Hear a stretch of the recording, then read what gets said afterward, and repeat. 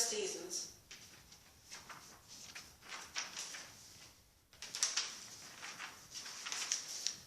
Once upon a warm September day, the quaint village of Ari was very normal. The people of the village were looking forward to a nice, normal day, save one. Ellie Locus was a young woman with crisp brunette hair, pale white skin, brown eyes, and wore an assortment of colors. She loved the four seasons, especially autumn. Every year she would watch the leaves fall out of the trees. However, she was different from the village people of Ari. Ellie had a secret gift. She had a power to create seasonal changes dependent on her emotions. If she is moody, winter falls. When she was happy, spring arrives, bringing blooming flowers, trees, and causing the birds to sing. When she was angry, she brought the wrath of the sun, causing the summer's heat to make one careful of going out. When she felt content with the world, autumn came, bringing a crisp yet warm air, and the beauty of fallen leaves was a remarkable sight. Ellie did not know where she got those powers from or how to control them. Neither did the village people. She was an ordinary, cheerful girl, bringing happiness to all. In her own eyes, Ellie felt completely out of place. Ellie wanted to contain her powers to be around people. She yearned to be like everyone else, but it did not do much good. She created flowers for the village people, telling them she grew them in her garden. The children left with the flowers, leaving Ellie relieved that her secret was kept with her. She believed that everyone would taunt her for her gift and wanted her to go home if she knew her for who she is. However, she did have one friend outside the village. It was a platinum-winged angel who always watched over Ellie.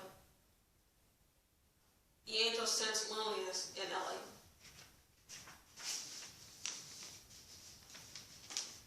Ellie went to her home country. She harvested her garden there because she felt alone in the world.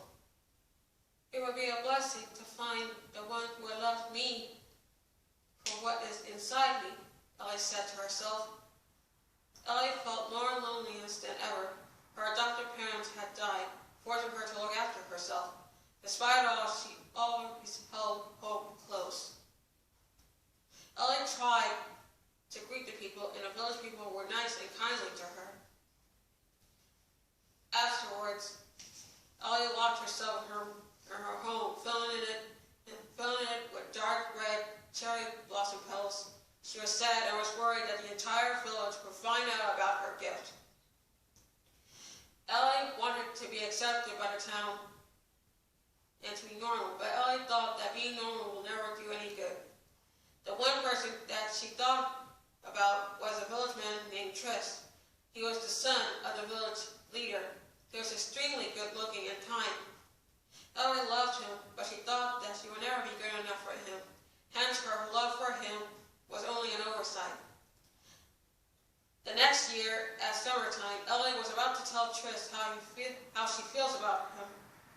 "Good morning, Miss Lacus," Tris said. "Good morning, Tris," Ellie nervously responded. "Would you do me the honor of being the love of my life?" "Are you courting me?" "Yes, sir." "It is very warm-hearted to hear you say that, but I do not think the village will accept us as one, though they are kindly to you.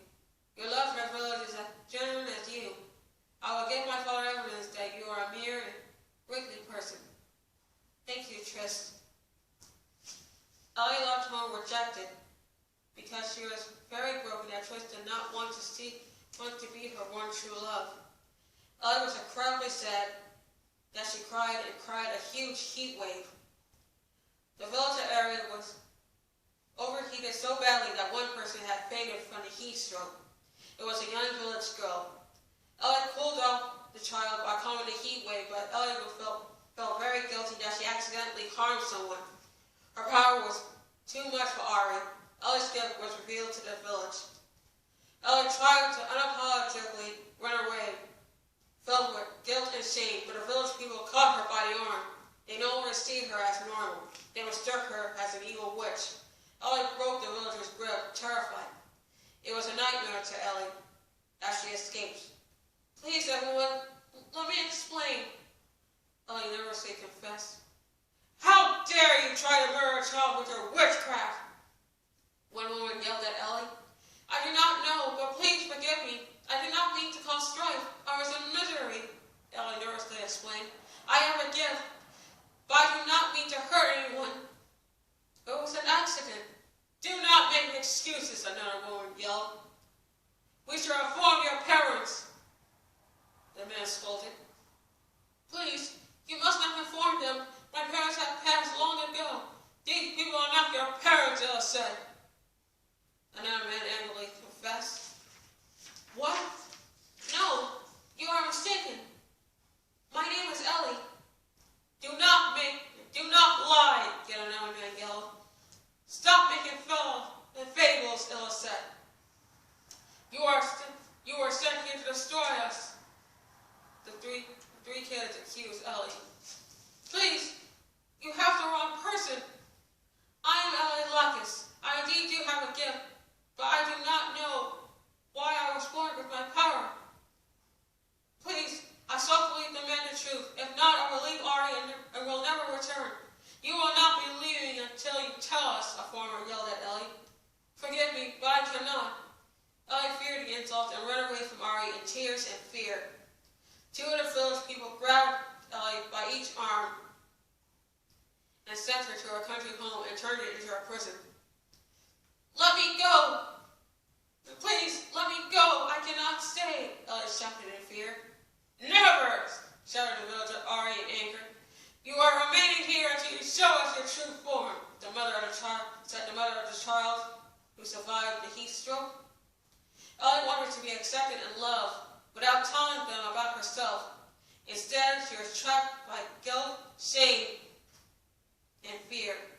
She grew a dark crimson rose from her hand. She was extremely scared. The village people already had hated her now because she was revealed for who she was. Ellie was guilty of her guilt.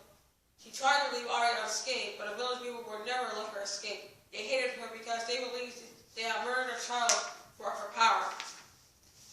Some of the village planned to sell her as a circus act. Some of the village as a sacrifice.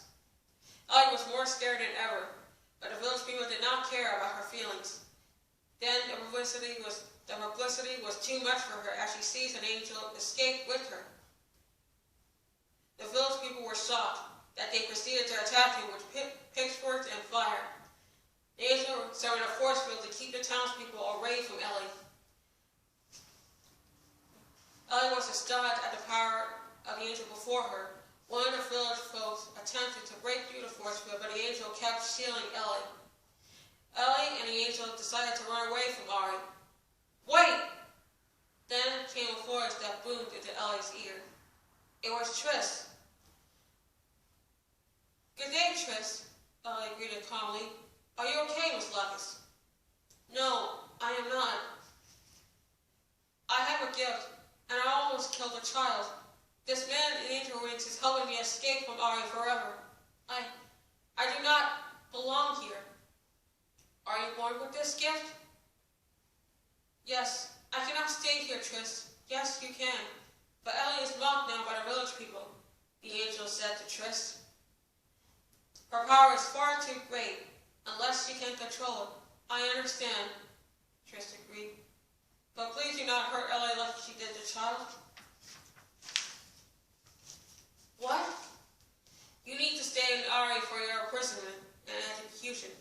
No one wants you to leave Ari with your gift because we're a monster.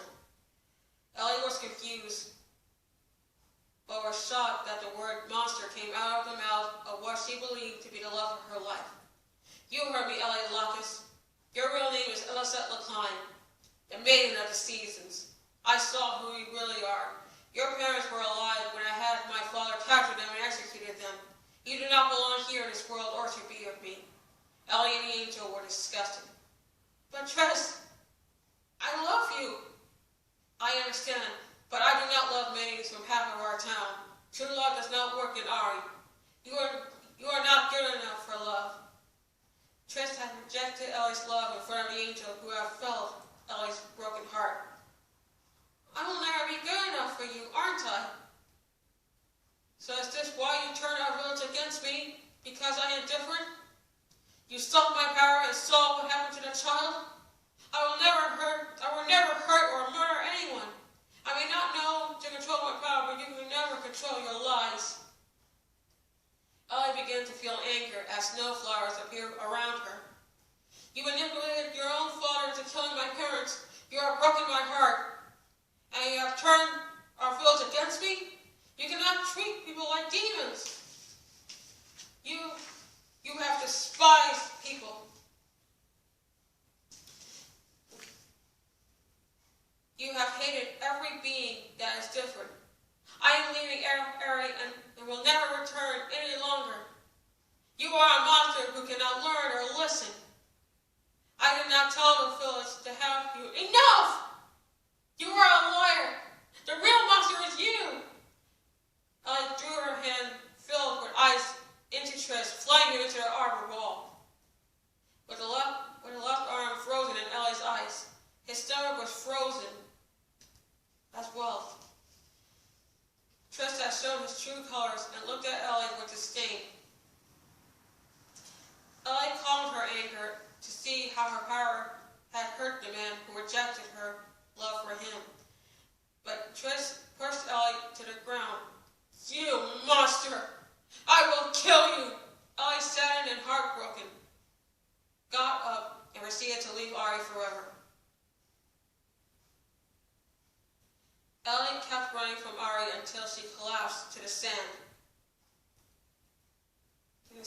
of Kingsley River. Ellie got up and sat on her knees in front of the Kingsley River. Ellie was crying, yet her power did not come out. It was frozen in guilt. She did not want to go back to Ari, knowing she would hurt anyone else with her power. Then she lifted a piece of sand with her whole hand, which turns into salt. Ellie was afraid to use her power. It was worse than she imagined. But she could not go back with everything bad going on. I despise myself.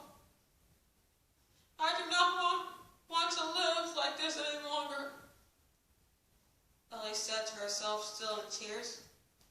Ellie created a sandstorm around herself in hopes that the sand would drown her. She had no desire to live with her guilt. However, a gust of rain had broken the storm and saved Ellie. What is this? Okay, that was part 1 of Maiden and the Seasons. I'll get part 2 ready right now. I'll have part 2 ready later. Thank you and have a nice day. To be continued.